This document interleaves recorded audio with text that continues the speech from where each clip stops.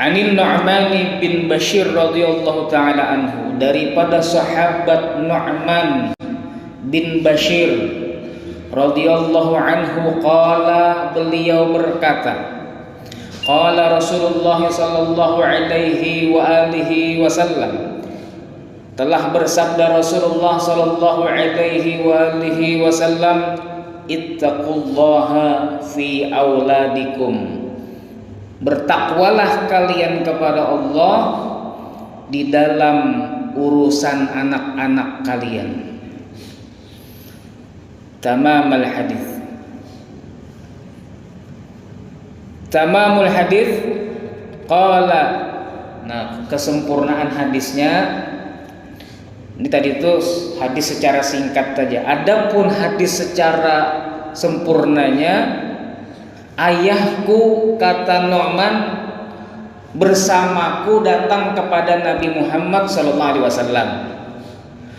Lalu ayahku mengatakan kepada Nabi, inni nahaltu bani hadza gulaman kana li. Wahai Nabi, jadi tadi Nu'man, kan Nu'man yang bicara. Nu'man ini mengesahkan kalau inya pernah dibawai abahnya datang kepada Nabi. Lalu abahnya Nu'man ini, yaitu namanya Bashir, menceritakan kepada Nabi, wahai Nabi, saya memberikan kepada anak saya ini satu budak. Karena budak dulu itu seperti barang, budak.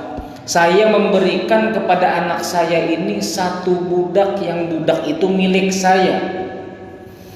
Maka Nabi Muhammad mengatakan, akullu waladika nahaltahu mithla hadza, apakah seluruh anakmu kamu beri seperti anakmu ini? Maka Bashir, ayahnya Nu'man, mengatakan, la, tidak wahai Rasulullah, yang saya beri cuma Nu'man saja, yang lainnya tidak saya beri. Qala, maka bersabda Rasul sallallahu alaihi wasallam, ittaqullaha, takutlah kepada Allah, wa'dilu fi auladikum, adillah di antara anak-anak kalian. Qala Nu'man, maka berkata Nu'man, anaknya Bashir tadi yang meriwayatkan hadis ini, faraja'a abi fi tilkal sadaqah, maka ayahku pun menarik sedekah tadi. Yang asalnya ayahku memberiku seorang budak, ayahku menarik pemberian itu dan tidak jadi memberiku seorang budak tadi. Hadirin hadirat rahimakumullah, di sini Nabi Muhammad mengajarkan kepada seorang ayah yang punya anak 2, punya anak 3, punya anak lebih dari 1, untuk jangan melakukan sesuatu yang membuat cemburu anak yang lain. Karena kalau terjadi kecemburuan, nanti anak-anak tadi bisa bertengkar, tidak akur, bahkan pertengkaran saudara-saudara itu banyak terjadi. Pian lihat aja, banyak dalam keluarga orang itu yang antara saudara berkelahian. Di antara salah satu sebabnya adalah orang tua yang pilih kasih, orang tua yang memberi kepada yang satu, yang lain tidak diberi. Wa fi hadzal hadis, dalam hadis ini menunjukkan seorang mukmin hendaknya menyamakan antara anak-anaknya dalam pemberian. Jangan membeda-bedakan. Kalau hendak memberi, beri berataan. Hendak memberi tanah, beri berataan. Atau kada harus tanah semuanya, tapi beda-beda. Yang satunya rumah, satunya tanah, satunya kebun, satunya. Yang penting sekira mereka semua tadi kadada merasa tersaingi, kadada merasa iri hati. Wala yufaddilu ahadahum 'alal akhar, dan jangan mengutamakan salah satu daripada anak-anak tadi atas anak-anak yang lain. Walau bainadz dzakari wal untha, walaupun di antara anak laki-laki dan perempuan. Kalau masalah pembagian semasa masih hidup, itu samakan antara laki-laki lawan bebinian. Kalau kawa Kalau masalah warisan, orang tua meninggalkan warisan, itu nyata sudah lidzakari mithlu hadzil unthayain, laki-laki 2 kali lipat pembagiannya daripada anak perempuan. Tapi kalau harta orang tua masih hidup orang tuanya ini, kalau hendak memberi anak, kalau hawa itu rata antara lakian dan babinian. Wasahihu fi hukmi tabdili bainal abna 'inda Syafi'i wa ghairihi annahu makruhun laisa biharam. Dan menurut pendapat yang sahih, adil di dalam memberikan pemberian kepada anak-anak itu tidak wajib hukumnya. Adilnya itu tidak wajib. Adil artinya yang ini misalnya kalau masalah duit lah, ini diberi 100 juta, ini diberi 100 juta jiwa, berataan dapat 100 juta. Itu sebenarnya kada wajib. Boleh-boleh aja. Yang satu 100 juta, yang satu 50 juta, boleh aja sebenarnya. Cuma hukumnya makruh. Kalau membeda-bedakan dalam pemberian itu hukumnya makruh, tidak haram. Walaupun hukumnya makruh, tidak haram, tapi dampaknya bahaya. Dampaknya tadi apa? Permusuhan di antara anak-anak tadi. Yang akhirnya kalau sudah orang bermusuhan itu itu mengundang dosa. Kalau sudah saling benci, iri hati, dengki, itu bahaya. Akhirnya anak-anak pian kena berkelahian dan berdosaan, zolim kepada yang lainnya, bersambat-sambatan, menggibah-gibah, memfitnah-fitnah akhirnya. Jadi anak pian kena, naudzubillah, bisa terancam masuk neraka. Gara-gara ulah siapa? Gara-gara ulah orang tuanya yang membeda-bedakan mereka. Nah, itu yang perlu kita perhatikan sehingga anak-anak itu menjadi akrab semuanya, baik semuanya, saling mendukung, saling mencintai semuanya. Wa fihi nadruhu sallallahu alaihi wasallam fi awaqibil umur khasyata ma yurithu ba'da dzalika. Rasulullah memerintahkan untuk pembagian itu sama, jangan melebih-lebihkan salah satu daripada anak-anak tadi. Rasulullah itu menakutkan akibatnya, bukan masalah hukumnya wajib atau tidak wajib, tapi Rasulullah memikirkan akibatnya. Nanti akibatnya bahaya, akibatnya nanti ada pertengkaran, ada hasud, ada dengki. Sebagaimana yang terjadi pada Nabi Yusuf dan Bunyamin. Nabi Yusuf ini kan berapa bersaudara? 12 bersaudara Nabi Yusuf. Ayahnya siapa? Ayahnya Nabi Yakub. Nabi Yakub ini anaknya Ishak. Yakub bin Ishak bin Ibrahim. Nah, Yakub ini punya anak 12. Punya istri 4, punya anak 12. Yusuf dan Bunyamin ini terlahir daripada seorang istri yang sangat dicintai oleh Nabi Yakub. Dan Yusuf dan Bunyamin itu waktu kecil sudah ditinggalkan oleh ibunya. Jadi ibunya meninggal. Makanya lebih diperhatikan oleh Nabi Yakub, lebih disayangi oleh Nabi Yakub daripada anak-anak yang lain. Dan ini membuat anak-anak yang lain, saudara-saudaranya Nabi Yusuf dan Bunyamin, itu hasud dengan Nabi Yusuf dan Bunyamin. Jadi hasud mereka sampai-sampai merencanakan untuk membunuh Nabi Yusuf alaihi salam. Jadi Nabi Yusuf ini dibawahi perjalanan. Mereka izin kepada Nabi Yakub untuk membawai Nabi Yusuf perjalanan. Padahal tujuannya apa? Hendak mencelakakan Nabi Yusuf alaihissalam. Pada akhirnya kada sampai membunuh, cuma dimasukkan ke dalam sumur. Kemudian mereka membawa darah, seakan-akan itu darah Nabi Yusuf, padahal bukan darah Nabi Yusuf. Dibawa kepada Nabi Yakub, wahai ayah, Yusuf adiknya saudara kami, dia mati, dimakan, digigit serigala. Nah, jadi abahnya didustainya.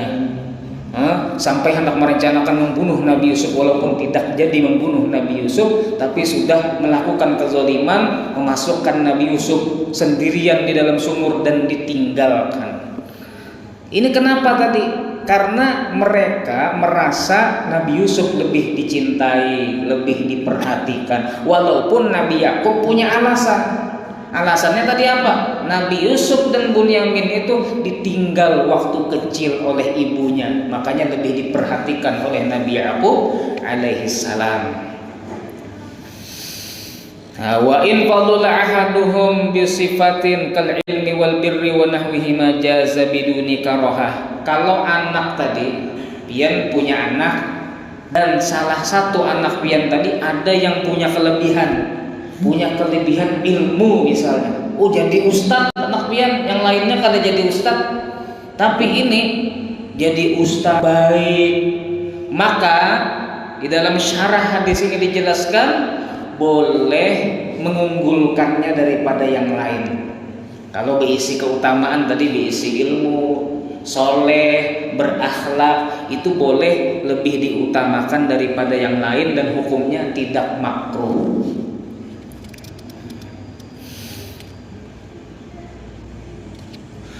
Kama fa'alahu Sayyiduna Abu Bakar radhiyallahu anhu ma'a bintihi, sebagaimana Sayyidina Abu Bakar itu punya beberapa anak, tapi Sayyidina Abu Bakar lebih mengunggulkan siapa? Sayyidah Aisyah radhiyallahu taala anha. Ini lebih diutamakan oleh oleh Abu Bakar As-Siddiq. Kenapa? Karena Sayyidah Aisyah itu orangnya sangat alimah.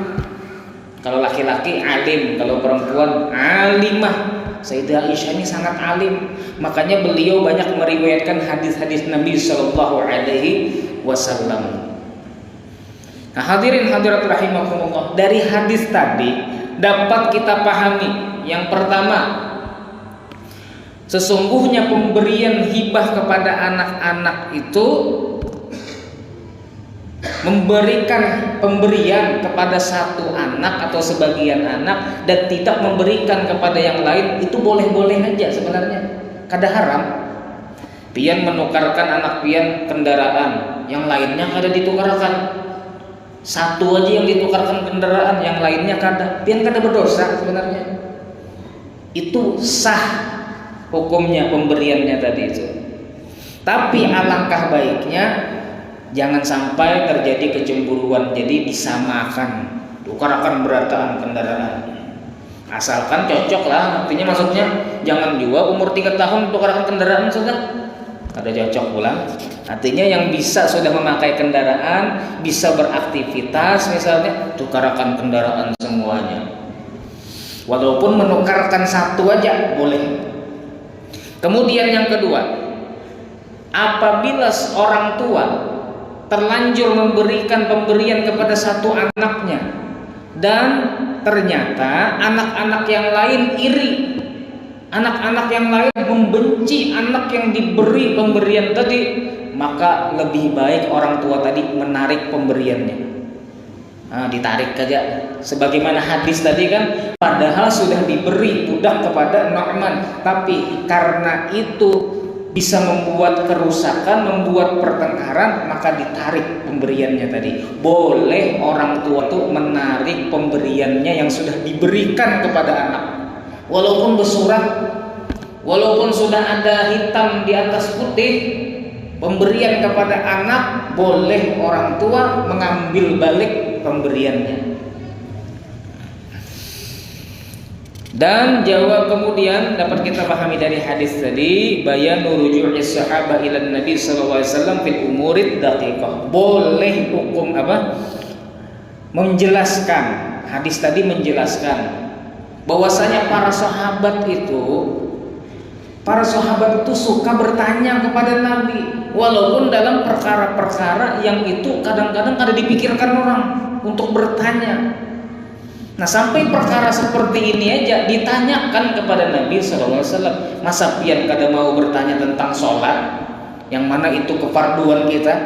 Masa pian kada mau bertanya tentang puasa? Kalau masuk bulan Ramadan ya tahunya puasa aja, tapi kada tahu syarat-syaratnya, pembatal-pembatalnya, rukun-rukunnya, kada peduli. Jangan pian. Pian harus tahu.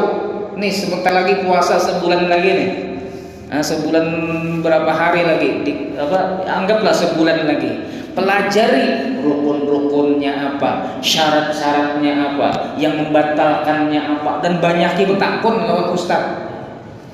Perkara para sahabat, perkara yang tadi aja itu ditanyakan kepada Nabi, apalagi perkara yang itu adalah merupakan ibadah yang wajib-wajib.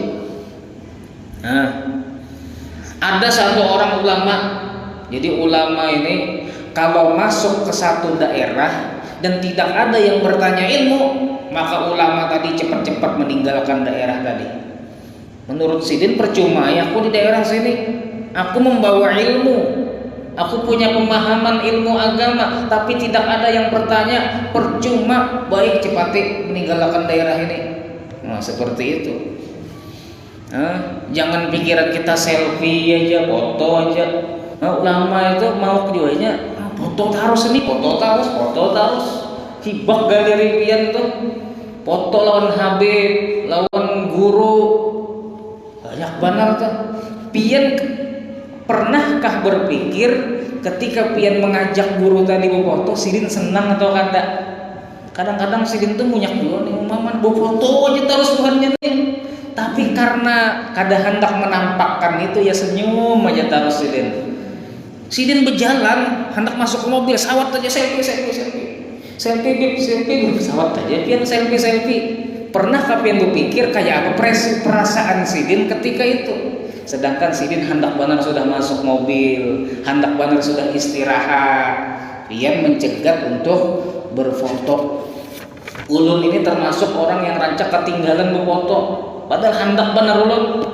Kalau ulun menghadiri majelis itu ada penceramah yang ulun sukai, itu hendak kayak ulun berfoto juga kan, habis ini hendak berfoto. Tapi ketika melihat situasinya kada pas, kada jadi ulun berfoto. Sidin lagi di jalan lah, kada nyaman membawa ibu selfie. Nah itu.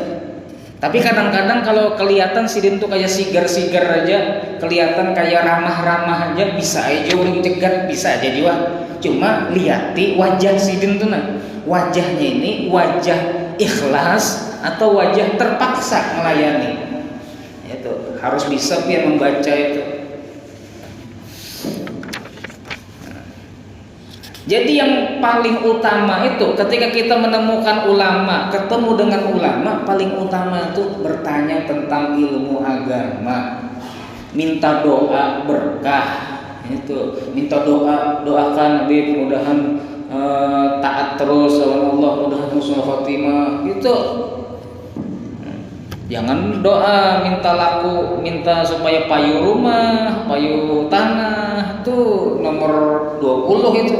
Paling utama itu minta doakan supaya istiqomah, doakan supaya taat terus, doakan supaya husnul khotimah, itu paling penting itu. Bertanya tentang agama. Hadirin hadirat rahimakumullah, kemudian dari hadis tadi juga dapat kita pahami yang paling utama itu hendaknya orang tua menjauhi sesuatu yang bisa mewariskan munculnya sifat dengki di antara teman-teman, di antara saudara-saudara, artinya di antara anak-anaknya. Orang tua itu sebisa mungkin berusaha jangan sampai anaknya berkelahian, jangan sampai anaknya durhaka. Itu orang tua. Kalau anak itu akur semuanya, orang tua juga yang nyaman kayaknya. Ketika inya sudah tua, anaknya di hari raya berkumpul berataan, senyum berataan, ya kan? Tapi kalau anak tadi berkelahian, anak pian 7 berkelahian, datang ke rumah pian tadi itu bergantian nya. Datang, ada kasih anu masih itu ken aja, kalau masih ada anu kita berlambat-lambat aja, jangan sampai tetamu. Kada bagus kalau Gara-gara siapa tadi? Orang tuanya yang tidak memikirkan perlakuan kepada anak-anaknya sehingga membuat perpecahan di antara anak-anaknya. Ini penting, bukan hanya masalah duniawi, ini tadi masalah ukhrawi juga. Kalau anak pian bagus, semuanya nyaman dipadahi, nyaman silaturahim tidak terputus, dan memutus silaturahim itu bahayanya di akhirat. Qati'ur rahim la yadkhulul jannah, tidak akan masuk surga orang yang memutus silaturahim. Kalau pian membuat sesuatu yang menyebabkan anak-anak tadi berkelahi, putus silaturahim, kesian anak pian kada masuk surga. Jadi dampaknya ke akhirat juga, bukan hanya urusan dunia aja. Kasihan kalau anak-anak pian mungkin semuanya sholat, anak-anak pian mungkin semuanya rajin puasa, rajin sedekah, tapi karena ada pertengkaran dia tidak bisa masuk surga. Jadi hadis ini sangat penting bagi kita untuk kita pahami, kita terapkan di dalam keluarga kita. Kemudian yang terakhir dapat kita ambil daripada hadis ini, fihi ihtimamun nabi bisyu'unil ijtimaiyah li ashabi. Ini perhatian Nabi Muhammad agar apa? Agar tidak ada pertikaian di antara di antara keluarga, tidak ada pertikaian di antara teman. Nah, kemudian hadis selanjutnya, hadis keempat, an Abi Hurairah radhiyallahu anhu anin Nabi sallallahu alaihi wasallam qala, daripada Abi Hurairah radhiyallahu anhu daripada Nabi sallallahu alaihi wasallam beliau bersabda, asqalus salati 'alal munafiqina salatul isya'i wa salatul fajri. Paling beratnya salat atas orang-orang munafik adalah salat isya dan salat fajar. Orang munafik di zaman Nabi itu zuhur salat, asar salat berjamaah di masjid, maghrib salat berjamaah di masjid. Padahal mereka pura-pura masuk Islam, pura-pura aja masuk Islam. Tapi kalau isya, malasnya luar biasa mereka mengerjakan. Subuh, malasnya luar biasa. Paling beratnya salat atas orang-orang munafik adalah salat isya dan salat fajar.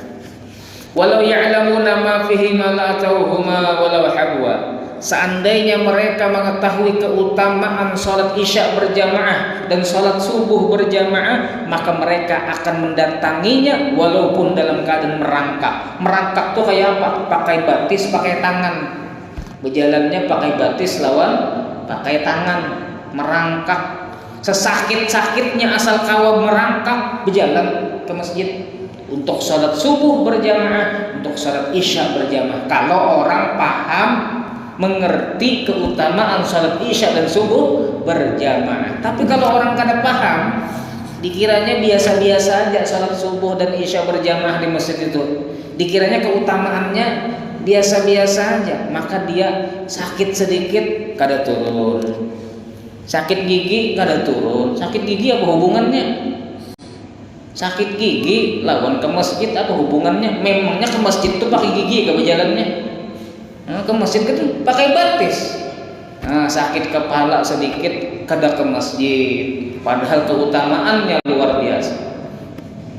Sampai diceritakan Rasul sallallahu alaihi wasallam ketika beliau sedang sakit, beliau ingin ke masjid padahal sakit. Beliau ingin pergi ke masjid berjamaah.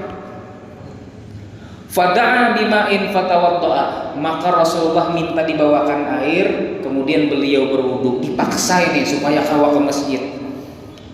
Ketika Rasulullah ingin keluar daripada rumah menuju masjid, maka Rasulullah pingsan Rasulullah, semaput. Kemudian Rasulullah sadar. Setelah sadar, Rasulullah minta diambilkan air lagi dan Rasulullah berwudu. Setelah berwudu, ingin keluar dari rumah, pingsan lagi. Kemudian Rasulullah SAW sadar dan meminta air, meminta diambilkan air, dan Rasulullah mandi. sampai sidin mandi, memaksakan kayak apa caranya supaya kawatulak ke masjid. Kemudian Rasulullah ingin keluar daripada rumahnya menuju masjid dan Rasulullah pingsan kembali. Berkali-kali Rasulullah pingsan tapi memaksakan tetap ingin ke masjid. Wa hakadza ila an qala, sampai pada akhirnya setelah Rasulullah merasa tidak mungkin beliau menuju masjid karena sudah berkali-kali pingsan, Rasulullah mengatakan kepada Sayyidina Abu Bakar Siddiq, muru, Rasulullah memerintahkan kepada para sahabat, muru Abu Bakrin falyusalli binnas, perintahkan Abu Bakar mengimami sholat para sahabat. Setelah beliau berusaha dulu berkali-kali, wudu pingsan, mandi pingsan, berkali-kali sudah, hanya Rasulullah menyerah sudah. Kada kawan dipaksakan, maka para sahabat, perintahkan Abu Bakar saja yang mengimami kalian di masjid. Ini Rasul Sallallahu Alaihi Wasallam. Ini menunjukkan apa? Menunjukkan betapa hebatnya sholat berjamaah di masjid itu. Dan orang kalau sering ke masjid itu diyakini pasti orang tuh beriman. Pasti orang tuh bukan orang munafik. Kalau orang tuh mudah benar ke masjid, pasti orang itu imannya murni. Artinya bukan orang munafik ini. Ini bukan orang pura-pura baik. Tapi kalau orang itu kada bisa ke masjid, bujur aja sholat di rumah.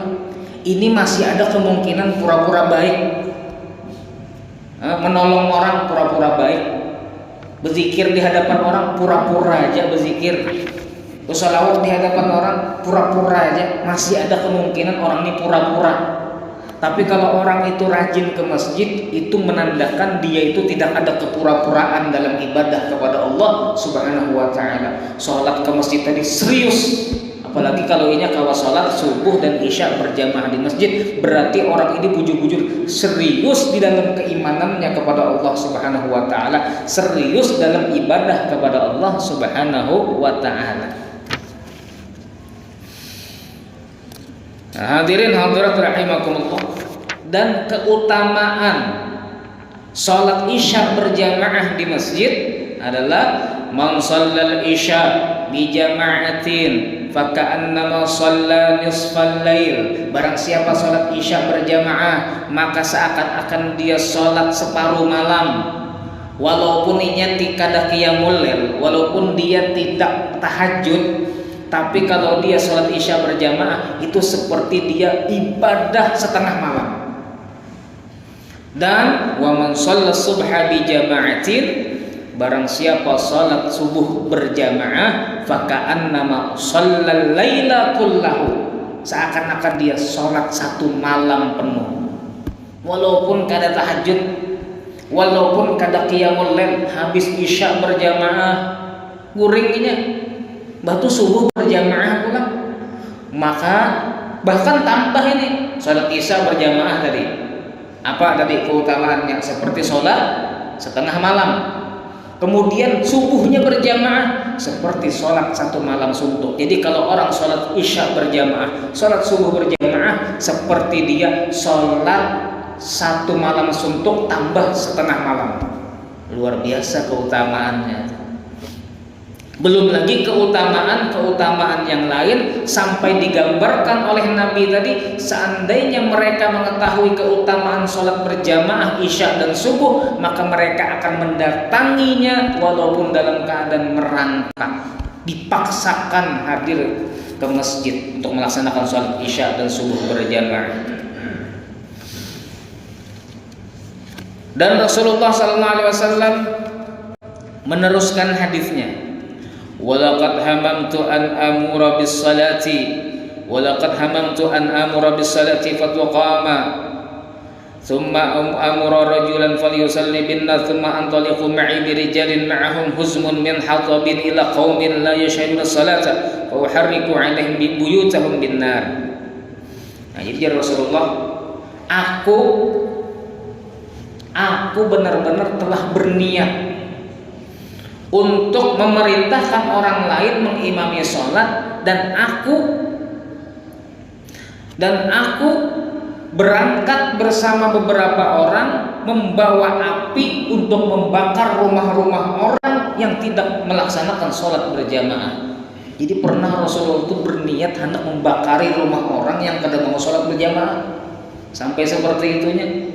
Makanya ada sebagian yang mewajibkan sholat berjamaah, ya Allah, sampai kayak ininya nah Rasulullah yang kada sholat berjamaah hendak sidin datangi rumah-rumahnya, hendak dibakar sidin rumahnya. Tapi pun jangan melakukan ini kan kada boleh lagi. Oh ya ini dulu Nabi pernah berniat kayak itu.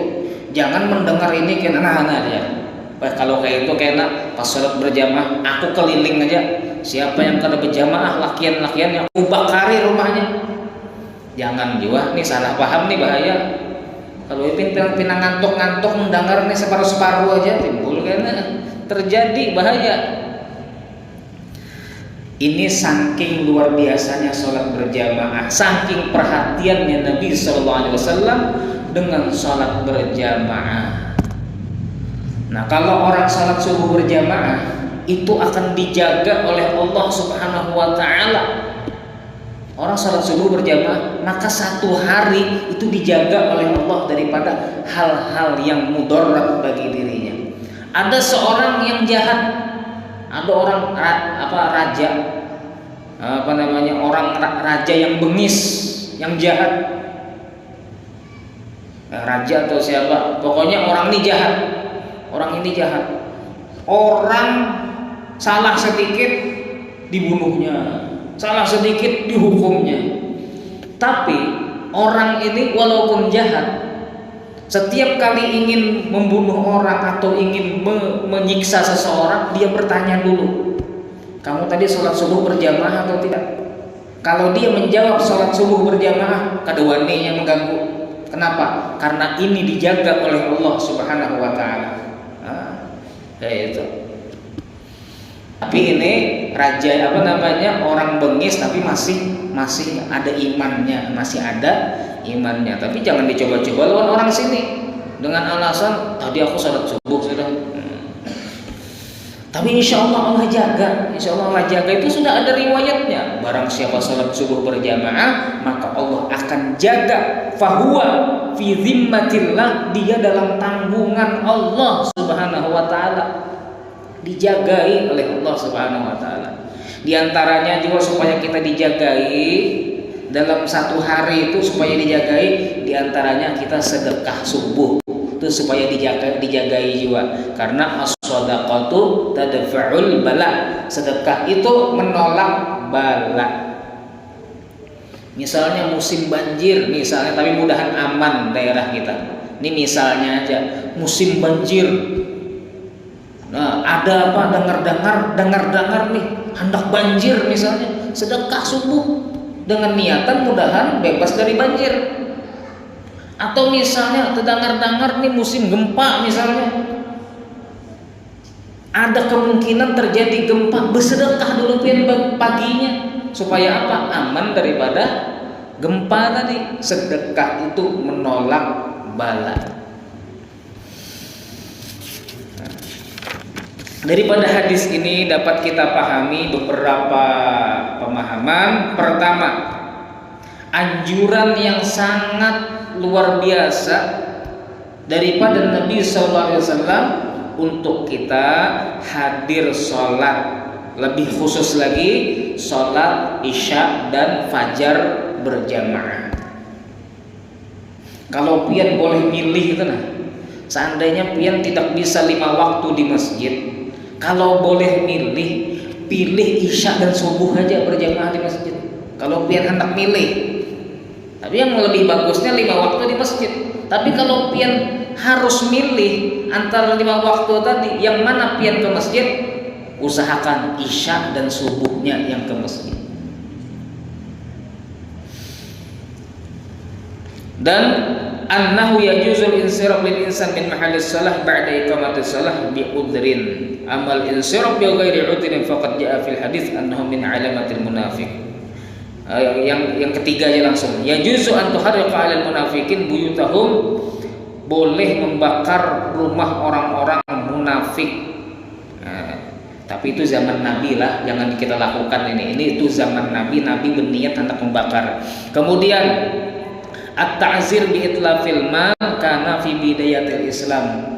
Hukuman kepada orang yang melanggar dengan merusak hartanya itu dulu ada di awal-awal Islam. Menghukum orang tuh nah, tapi menghukumnya dengan cara merusak hartanya itu dulu pernah. Kayak itu, cuma sekarang kada boleh lagi. Kada boleh pian gampang-gampang merusak harta orang tuh kada boleh. Misalkan pian ini tersenggol mobil orang, mobil pian bersenggolan dengan mobil orang. Mobil pian lecet gara-gara orang tadi. Memang yang salah orang tadi.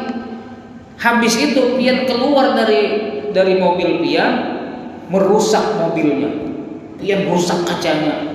Pian penyok mobilnya. Nah ini kada boleh pian. Salahnya apa? Salahnya menggores mobil pian sedikit saja, sedangkan pian merusak kaca mobilnya, membuat mobilnya penyok. Ini kada boleh. Ini pian merusak harta orang.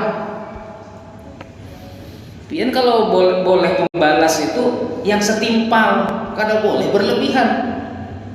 Ada orang mencuri ayam, pian bakar rumahnya. Ayam harganya berapa? Rumahnya harganya berapa? Nah, kada boleh pian menghukum orang dengan menghancurkan hartanya, kada boleh. Membakar rumahnya, merobohkan rumahnya, kada boleh. Nah, itu jangan sampai kita orang salah lawan kita lebih salah. Ada orang zalim lawan kita, telinga kita diketeknya aja lah. Nah, diketeknya kencang banget, kesakitan kita. Mbah tuh kita membawa parang, kita timpas tangannya, pagat tangannya. Inya mengetek telinga pian aja, pian memagatkan tangannya. Pian lebih parah lagi, berdosa pian. Jangankan membalas langsung, pian mendoakan yang lebih parah dari kelakuannya itu berdosa. Ada orang zalim lawan pian, ambil sandal pian misalnya. Hanyar nukar sandal pian, mbah tuh diambilnya karena dilihatnya sandal hanyar nih bagus. Habis itu pian berdoa, ya Allah celakakan ninya ya Allah. Karena kalau ini berkendaraan jadikannya tabrakan lawan mobil ya Allah. Kesalahannya apa? Ambil sandal harganya 50.000, 100.000. Pian mendoakan inya tabrakan, maka pian berdosa. Kenapa? Karena pian berdoa dengan balasan yang lebih daripada kelakuannya. Ada boleh itu. Walaupun pian terzalimi, yang mana doanya orang terzalimi itu dikabulkan oleh Allah Subhanahu wa taala, tapi kada boleh mendoakan lebih daripada kesalahannya. Kalaupun pian hendak berdoa tadi dengan setimpal. Ya Allah, balaskan ya Allah yang sesuai dengan kelakuannya, kayak itu. Tapi lebih bagus jangan orang zalim lawan kita, doakan yang baik, itu lebih bagus. Misalnya orang berhutang lawan kita, janjinya seminggu, ternyata 50 tahun kada bayar. Zalim 50 tahun maksudnya. Mulai anum sampai jadi kaya-kaya kada bayar. Zalim. Maka apa yang bagus bagi pian? Mendoakan jelek kan mendoakan baik? Lebih baik pian mendoakan yang baik. Ya Allah, beri dia rezeki lancar sehingga dia bisa bayar hutang kepada aku. Itu. Daripada pian doakan mudahan dia mati. Kalau dia mati kan bayar hutang. Lebih baik doakan dia sehat, lancar rezekinya, mau bayar hutang. Nah itu. Jadi jangan gara-gara emosi kita dan itu akhirnya merugikan kita juga. Apa untungnya kita? Nah, walaupun orang zalim lawan kita, usahakan doakan yang baik. Apalagi yang salah itu anak sendiri. Kalau anak sendiri salah lawan ibunya, salah lawan ayahnya, maka hendaknya ibu dan ayahnya mendoakan yang baik sehingga anak tadi berubah jadi baik dan bakti kepada ayah ibunya. Jangan sudah kada baik didoakan kada baik pula, tambahnya inya durhaka. Nah, dan kalau mendoakan yang baik, untungnya orang tuanya juga kena. Ya Allah, anak ulun ini durhaka ya Allah, sakit hati ulun, tapi ya Allah ulun maafkan ninya, ulun doakan mudahan ninya sukses, panjang umur, sehat, beriman, bertakwa, bakti. Allah akan rubah kelakuannya berkat doa pian. Nah, hadirin hadirat rahimakumullah. Jadi kesimpulan dari pembahasan kita pada malam hari ini, yang pertama, usahakan kita adil kepada anak-anak kita, kepada keluarga, sehingga semuanya akur, semuanya baik, semuanya penuh dengan cinta.